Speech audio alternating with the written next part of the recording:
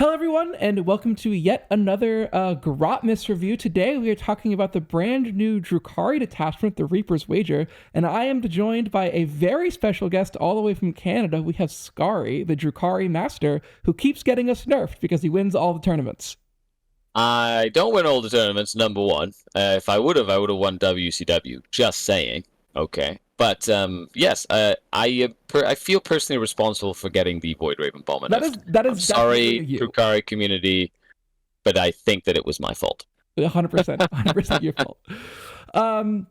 Yeah, so we're Art of War. We do a bunch of competitively focused stuff. We're doing all kinds of Grot Earth reviews. We have one every single day this month, as long as GW keeps putting out content. We are going to be doing a review video. So if you want to watch all of those, please remember to like, subscribe, hit the bell notification, all those things that really help with the YouTube algorithm. And if you really like our content and you want to see more, you can sign up for the War Room. That's the warroom.vhx.tv. And this month, there is half off your first month of subscription with code GROTMAS2024. It's GROTMAS2024, all caps. You can find a link and a code in the description down below.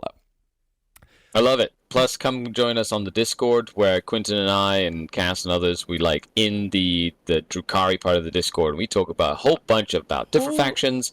But if you're watching this because you're like, hey, what do Drukhari get, or you want to learn some stuff, we will guide you, we will teach you, and we will show you the art of pain.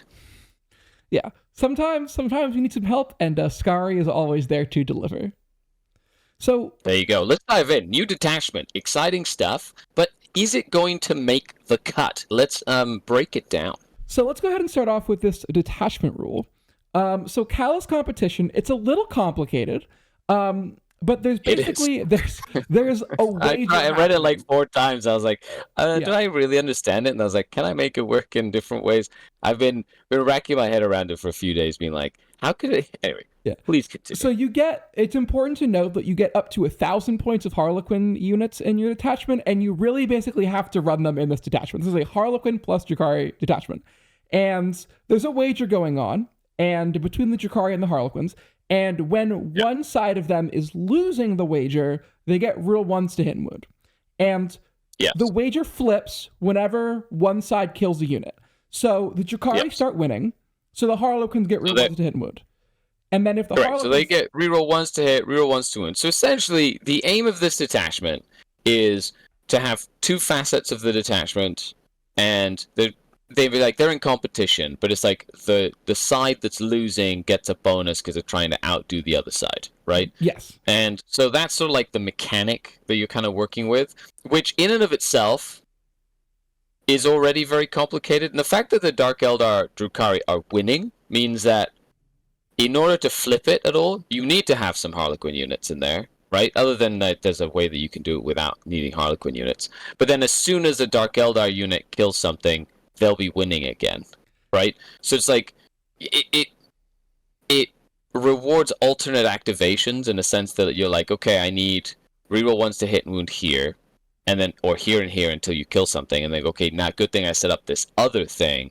Now they get reroll ones to hit and wound, and so they go until they kill their thing, and then you give your third pocket reroll ones to hit and wound, and so you have to like your activation economy and like is super like in a competitive environment it would be a nightmare to get the most out of it, but I can see like it'd be kind of interesting to try it out, but it wouldn't be easy. I think it's really cool. I think the feasibility is really bad. I think because you are at the same time you are also juggling pain tokens, right? And pain tokens have some like economy and management where you're like, I want to get my kills so I can get pain tokens so I can empower in the next phase. I think this. Well, any enemy unit that dies gets you a pain token. Doesn't matter if it's killed by Harlequin. So that alone, like in terms of killing stuff, sure. But it's actually funny reading this detachment. I was like, what if I read it and it was used simply like Real Space Raid? Because what does Real Space Raid give you as a rule? I think +1 pain token. More pain tokens, right? Depending on which succubus.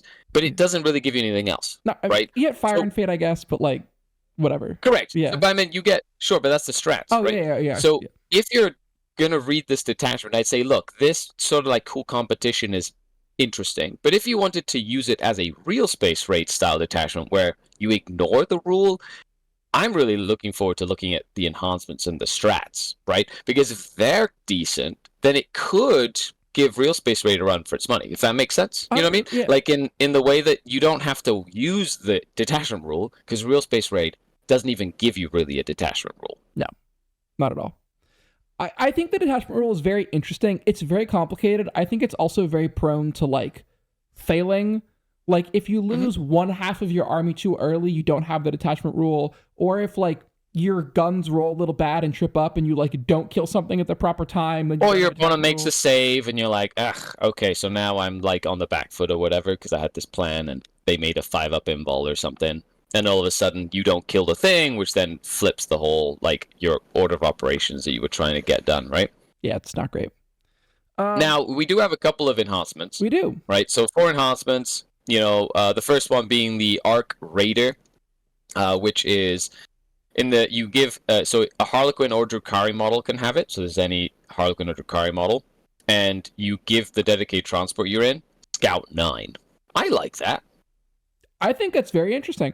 I think this is quite good on, like, you could put it on like a Starweaver full of dudes, or you could put it on like a Raider full of Incubi or something like that with an Archon. Yeah, Raider or Venom. I would really like Venoms, I think, because then you could go scout, get out, move, charge, and then move the Venom and get back in and have like a Sky Splintery style jump in and out, right, and keep your guys alive as long as possible. But Scout 9 on a say a Raider filled with witches and Lilith would be terrifying. Yeah, unfortunately, right, like it's hard to put the you could do 5 in there, but it'd be hard to put because you have to put another character. You'd have to put a Succubus in there or a Homunculus because you could put a Homunculus with it in there and just like give the dedicated transport, the Scout, and then put like a very killy unit inside. So that is an option. And so I like that concept, especially if we're looking at, you can't get a beast pack because they're out of production and you don't want to convert one or print one, right? Yeah. They're just like annoying to get. It gives you something that can like get into the middle of the board and put pressure on the opponent early on. Yeah. So our next one is Webway Walker. Harlequins or Drukhari model in the bearer's unit gain deep strike, and if you deep strike while you're losing the wager, you can reroll charge rolls. Yeah, sure. Like if there was a way to increase to bonus. Yes. You know what I mean? Yeah. I think it's now fine. Now it's okay rerolling charge rolls, but if it's a 9, it's a 9, right? So I feel like it would be cool to say use it on, I don't know, an Archon with say 10 Incubi. Give them deep strike, and then you could like rapid ingress them or something. You know what I mean? And put them like somewhere that would be very aggressive to annoy the enemy or something like that. Or you could put it on, say, an Archon in a court, right? Put it on a court of the Archon and have a big brick of Cabalites with a court, deep strike them in as a, say, rapid ingress to, threaten the fight's first heroic intervention, right? So there's like cool, like you could use this, right? But it doesn't scream like super effective because there's no like bonuses to charges, right? It's like a 9 is charge rerollable. You get a reroll by just using a pain token most of the time. Or just spending the CP, worst case scenario. Right, exactly. The one I think interesting use case is you could put this on a Death Jester and then have him be like a rapid ingress to steal an objective kind of guy, but then your Death Jester's in reserve. I don't know. It's very niche. It's very niche. It is, but it does it's nice to give you those options. Like look at what are we talking about here? We've got a Homunculus could have it, right? So you could put it on say unit of Rax. Sure, 4-up Feel No Pain on a chunky infantry unit that could say drop down and deep strike or get in the way of stuff. Put it on an Archon, which can go in Cabalites, a court with Cabalites, Incubi, a Succubus that could go with witches, a Death Jester, right? You can't put it on a Solitaire or a Shadow Seer, right? So it's like, what's the it's only 15 points. It's like it's not terrible. Yeah, I think the rapid ingress is probably better. I don't think this is good if you're just going to drop and then go for a 9. I think it's better, but the rapid ingress is genuinely pretty interesting. Yeah, the rapid ingress play, I think, is why you would take this. The banking your whole game plan on rolling a 9 rerollable is not always a good game plan. Unless you're like losing and you just have to do it, or you're going to lose anyway. Which then you just go for broke. Yeah. So our next one is Reaper's Cowl. You want to read this one? Yes, the Reaper's Cowl is a Harlequin model only, right? So limited to 2 Harlequin characters. Models in the bearer's unit have stealth and infiltrate ability. That I like. It is expensive. It's the most expensive one in here. You know, don't necessarily need to put it on a Death Jester, but like, I don't know, you could put it, you know, it has to be on a Shadow Seer really, unless if you want to put it with a unit. A Troop Master, Troop Master, that's another one. You know, so sure. Yeah. Yeah, like it gives them the ability to like not get shot at. Like it could be useful to harass in the beginning of the game. But the fact that you have to buy like an 80-point character, then put like a 25-point enhancement on it, plus, you know, a unit of toughness 3 models to go with them. It's like, do you really want to infiltrate them up? Or do you just want to use like 5 mandrakes to stop the world eaters from coming at you? You know, like the Troop Master being only damage 1 on a sword is like the biggest shame in 10th edition. Well, 1 damage on a sword, as we know, for now, right? We have no idea what the Codex book is going to be. So who knows? The value of this detachment might grow exponentially based on codex. When the new codex comes out. Yeah. So keep your minds open, and we will break that down when the time comes, I'm sure. Yes. So our last one is Conductor of Torment. Yeah, I was going to say, and the last one. Well, please go ahead. Probably the best one. So in your command phase, you can do one of the following. If the Drukhari units are losing the wager, you can gain a pain token, and then they're winning the wager. If your Drukhari units are winning the wager, you can spend a pain token, and now the Harlequins are winning the wager. Yep. So I would use this just if I was like, the whole real space raid thing that I was talking about. If I wanted to play it like with very few Harlequins and not really rely too much on this, I would use this. Yeah. To really try to make it happen. So at least I'd have a few units in like my shooting phase or whatever that would like get reroll 1s to hit and wound. You know? Mm-hmm. So say for example you built a list that was a Tantalus, right? Or a Void Raven Bomber, right? Or something like, or a Ravager or something, or even Scourge. And you could spend a pain token, and that would give your units reroll 1s to hit and wound until they kill something. So it would give you a little bit of like efficiency, especially in the wound rerolls. I think that's where we're gonna get most efficiency. And then as soon as you kill something, you get that pain token that you spent back. And then you could like, go into the charge phase and do something. Anyway, I don't know. It feels like it gives you some control.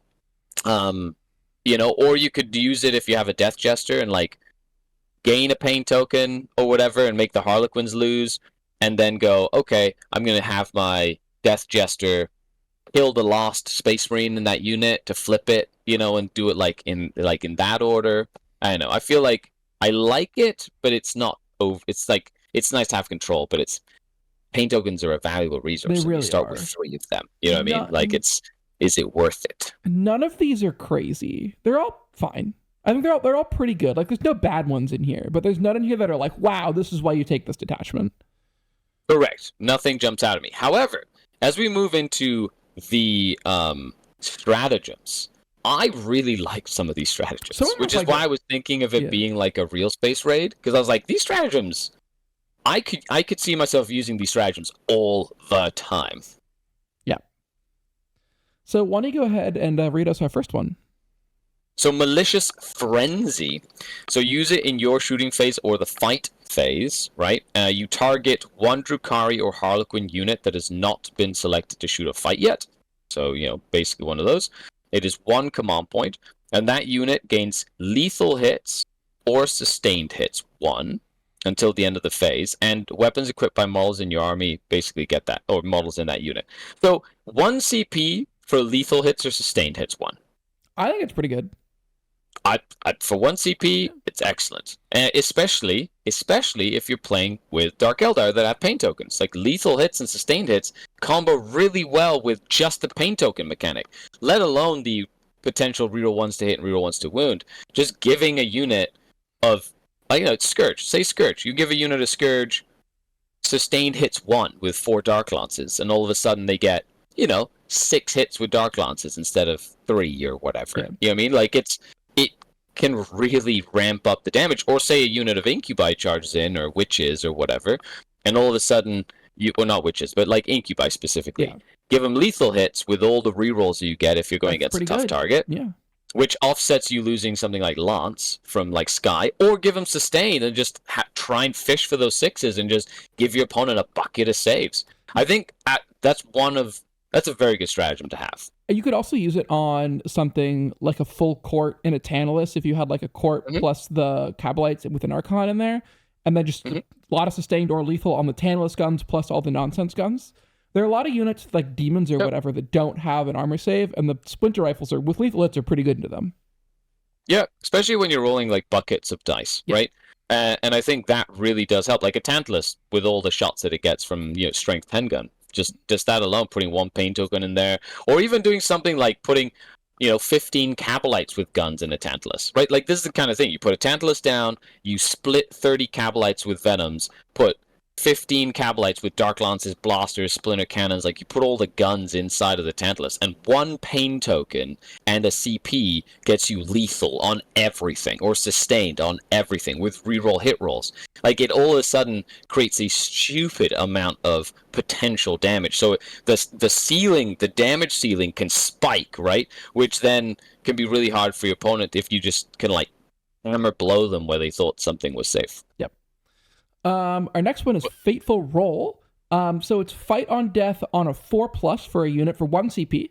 And if you're losing the wager, it's fight on death on a 3+. This is a great strat.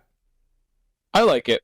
Fight on death is very useful to have, especially in an age of fights first, right? Because you don't always want to charge stuff, so you kind of wait for stuff to charge you. And if you have the ability to just on demand, 1 CP, any Drukhari or Harlequin unit in your army. So any unit in your army fights on death, right? Even on a 4+. Like imagine a lot of people love charging into say Incubi and killing Incubi or whatever, right? Trying to kill them before they strike back at you. Boom, you could be like, well, I'm going to fight on death anyway and do all the damage that I could. I think there is something to be said about that. You could even use it on something like Talos. Like that's pretty good. Well, not only on Talos, but like say you charge Lilith. Yeah. Right? And you're like, I'm gonna get her, and then she like, well, she has fights first. But say multiple fights for say you charge in, and somebody heroics into Lilith, and then they have fights first, right? And so they're gonna like, I'm gonna punch you first or whatever. And you're like, well, I'm gonna fight on death on a 4+, and then all of a sudden Lilith gets to still fight. Awesome, right? I think Lilith and Drazar are the 2 best beneficiaries of real ones hit and wound. Yes. From the statue. Yeah, 100%. Like, especially reroll to wound rolls, more than the hit rolls because of the pain token mechanic. But yes, 100%. I think they would work really, really nicely with that. Moving on to the third of the stratagems, Murderous Circus. So it's 1 CP in the fight phase, just after an enemy unit has selected its targets. A Drukhari or Harlequin unit is the target, and you're just -1 to hit. So it's basically lightning fast reactions in combat. I wish you could use this in shooting too, but I mean, it's not bad. It's a good strat to have. Yeah. Yeah, it's, changes the math a little bit. It's one of those, you're like, yeah, you could see yourself using it, especially if your opponent's like splitting their attacks or doing something like you think that on average you might be able to live. So you're like, yeah, let's stack the odds in my favor sort of thing. It's not a bad strat to have. No. Shorten the odds. Very good strat. In your movement phase, just after a Drukhari or Harlequin unit has advanced, so you can advance and charge, and you get to see what the advance roll is before you spend the stratagem. Yeah, it's shoot, declare charge, and advance. So it's advance and shoot, advance and charge. Yeah. Yeah. So it's advance and shoot, advance and charge for 1 CP on any unit, which is already better than Real Space Raid. Yep. Because Real Space Raid, you only get this on Witch Cult. Yep. Right? Now, Witch Cult, of course, allows you to fall back and charge, right? And you don't have to use it until your charge phase, so you can wait, right, until you absolutely need to or have decided that you need to charge. But with this, is like any unit Put it on Incubi. Incubi advance in charge all of a sudden. Put it on Grotesques. Grotesques advance in charge all of a sudden. Talos. Right? You've got Talos advancing and charging, and shooting with like Haywire or whatever and charging. Like it is this stratagem. I think I would use pretty much every single turn. Oh yeah. And it increases the threat range of your unit exponentially. Like imagine advancing at like you can use this on a Tantalus. You can use it on a Raider. Raiders auto advance 20, right? So you advance a Raider, and now all of a sudden the Raider can shoot with everybody inside, right? Everybody inside can shoot 20 inches, and then it charges, so it can tank, shock, and do all that stuff as well. And that's a 20-inch move. Combine that with, say, a secondary Raider that scouted up 9, and all of a sudden you've got 2 Raiders in your opponent's face that, like, shot and did stuff, and are tying up things and blocking, and it's like, there's some play with, like, these stratagems, is what I'm saying. I think the stratagems are the best parts of this detachment. I think the enhancements... I agree. And the rule are kind of mid. I think the stratagems are quite good. Yes, and that's the thing. Is it better than Real Space Raid, right? Because that's I think the baseline is Real Space Raid just gives you pain tokens and a couple of strats you can use, right? This gives you a rule that you might be able to use sometimes, plus some really good stratagems. So is it worth it, right? We'll see. We'll have to see. We will see. I'm definitely going to be trying it a few times. It's definitely super interesting. Yeah, I'll be testing it. I can't wait to try like Advance and Charge Incubi. I think that would be so fun. Anyway, with lethal or sustained. With lethal or sustained and a pain token. Heck yes. Then we have the Scintillating Tempo, second to last stratagem. This is in your movement phase or your charge phase, just after Drukhari Harlequin unit is selected to make a normal advance or fallback move, or is set up on the battlefield, or declares a charge. So, AK, whenever you are going to do some sort of move of any kind, you spend 1 CP, and until the end of the turn, enemy units cannot use the Fire Overwatch stratagem to shoot at your unit. Yeah. How powerful? This is very powerful. It's very powerful. This is very, very powerful.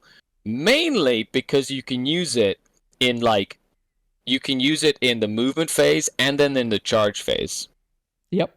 So you can get 2 units to be immune to Overwatch. Right?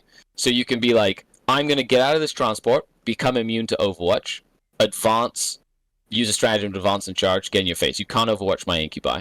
And then you're like, okay, and this unit over here, I'm going to try and bait out your Overwatch somewhere else or whatever. And if you didn't do it, then this unit is going to get into some place where something could Overwatch them or whatever.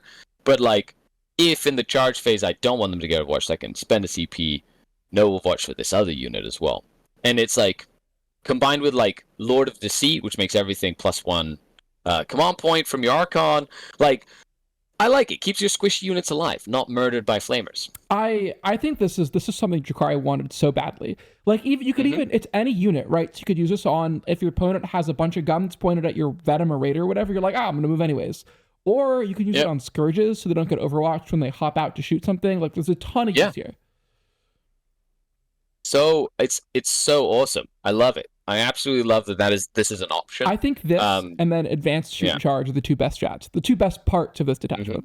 No. Yeah. And, and don't get me wrong, but the last strat, which you're going to tell us about, is also very good. So this one is 2 CP. You pick at the end of your opponent's movement phase, just after an enemy unit ends a normal advance or fallback move. You pick 1 infantry, Drukhari, or Harlequin unit that is within 9 of that enemy unit, and it can make a normal move of up to D6 inches. If it's currently losing the wager, it can move a flat 6. And it's a normal move, so you can re-embark inside of a transport. That's exactly what I would be using it for. It's one of those. I think that it's definitely like it's 2 CP. It's pricey. It is pricey. Okay, like you're gonna use this once in a while, like not all the time, like Advance and Charge or Ignore Overwatch. But being able to like just get back into a Raider that's behind a building, or into some armies, this is phenomenal. 100%. Being able to jump in and out, of a Raider or a Venom or even Harlequins, like, or keeping like your lone ops alive. Like, it'd be very good if you're Drukhari winning the wager and you bring like a Death Jester, right? And you want to keep your Death Jester outside of 12. The fact that they just automatically get a 6-inch if they're losing the wager all the time can make like a Death Jester or a Solitaire or something that's like a lone up really hard to pin down. Yeah, if you take like a Solitaire, right, and he tags something that moves less than 9 inches or less, right? And then if they choose to fall back because he fights first, then you're like, oh, cool, I'm gonna flat 6 reactive move into this transport behind this building or in this like 100%. And it really like you into a corner of a building, and I think this is the kind of technical piece that you'd need to like use with practice, and it's very situational based on like the board state, like how the game is going. But having this kind of thing in your back pocket, it can be game changing, and the fact that it allows you to embark is also very, very strong. Yeah, I completely agree. Yeah. So all in all, rule meh. I've been trying to think about how I would make it work, without taking 1,000 points of Harlequins. I think that it does reward you to maybe have a few Harlequins just in case. Yeah. That's like my general overview of just the army rule. How about yourself? I completely agree. I think it's cool on the surface, but there's too many hoops to jump through, and when you finally get there, the buff is basically just real ones to wound because you already reroll all hits. So I don't think it's not worth bending over backwards to give yourself real ones to wound. Yeah.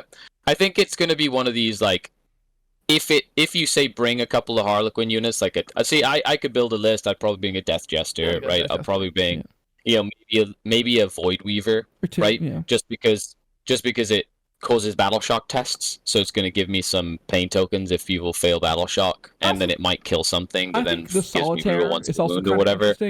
Solitaire can be handy, you know what I mean? Because he's going to have reroll ones to hit and wound all the time. Yeah. If you're losing with the, you know what I mean? So that it makes him a little bit more reliable. Yeah, but it's definitely, sure, it'd be fun. Just don't break your brain trying to make it work too hard. No, I think if you go down the rabbit hole and you're like, I'm going to add 12 bikes, your detachment's just going to kind of fall apart. Yeah. Yeah, well, bikes, a couple of bikes might not be a bad idea. Yeah, I think a couple are interesting, but don't take literally 1,000 points of Harlequins. Correct. Just to but reroll once to hit and wound on Harlequin bikes with Haywire would actually be kind of neat. It's not terrible. No. Yeah.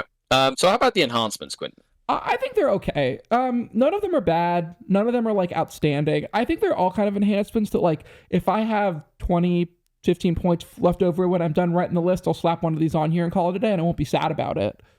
Yep. But none of them are I want to include this, and I'm going to include an extra character just to include this enhancement.